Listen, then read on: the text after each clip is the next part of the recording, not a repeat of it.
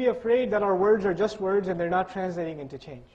That's a real fear. That's the fear of the Sahaba. They didn't walk around claiming that they're true believers. Umar radiallahu anhu is nervous that he's a munafiq.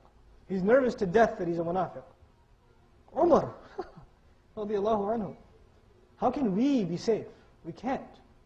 So this final thing, I leave you with this inshaAllah ta'ala, that this hypocritical attitude, it's manifested itself in different ways. One of the ways it's manifested itself is, let's compromise the teachings of Islam. Let's present a watered down version of Islam and present ourselves as the champions of the enlightened, reformed Islam, right? And we are so courageous because we're standing up for this deformed version of Islam. And we're the actual torch bearers. We're the champions of this religion. So what you're actually doing is compromising this deen. But what you're presenting yourselves as is what? Heroes of it.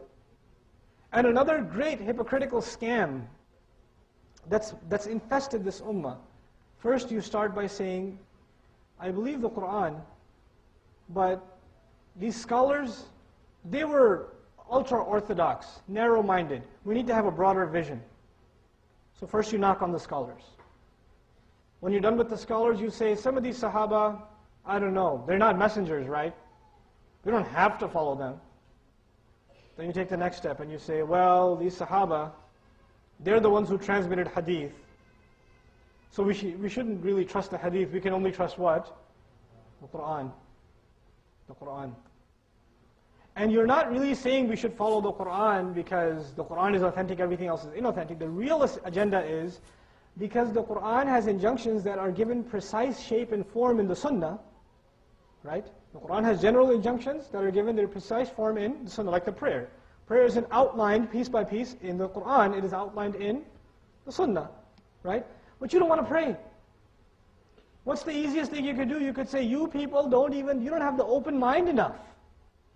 You're following hadith? Oh my God, you people are backwards. We just follow Qur'an. What that is one of the ultimate scams of hypocrisy.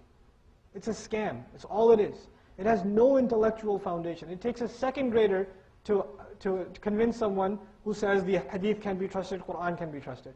If you say one of them can't be trusted, you're saying none of it can be trusted. By the way, the people who translated the Qur'an are the same people who transmitted the hadith. And if you say they can't be trusted with hadith, then automatically they can be trusted with Qur'an? No. Either you believe or you don't believe. Pick your sides. It's that simple. It's really that simple. So I wanted to conclude with this in our class just to give you some perspective. I pray that Allah enhances you in your knowledge of tajweed. I pray that He enhances you in your memorization of Qur'an. I pray that He enhances you in your knowledge of Qur'an. I pray He enhances you in your love of the Qur'an, in khushu' in your prayers, and that He inspires our children, all of our families, all of our elders, with a love of reciting this book, of implementing this book, of learning from this book, of doing dhikr from this book, and to have a relationship with this book, much like the relationship the companions of the Messenger, radiallahu anhu ajma'in wa sallallahu alayhi wa sallam, they used to have. If we can have that, inshaAllah ta'ala, this will be a different community. This will be a different community. May Allah Azza wa Jal forgive our shortcomings, and especially mine, because I run my mouth a lot. And I tend to say obnoxious things, and if I offended any of you, I'm truly sorry. I really am very, very honored at the opportunity to just have the opportunity to serve you in this community. And I pray that you really enjoyed yourself. I certainly did. I really did. And I've been looking forward to teaching in Houston for a long time, so this is actually a dua come true for me. Alhamdulillah. Alhamdulillah. The last thing I want to say to all of you is, if you can, at the end of this month, we haven't confirmed it, we haven't confirmed it. At the end of this month, I'll try and send one of my colleagues, Hafiz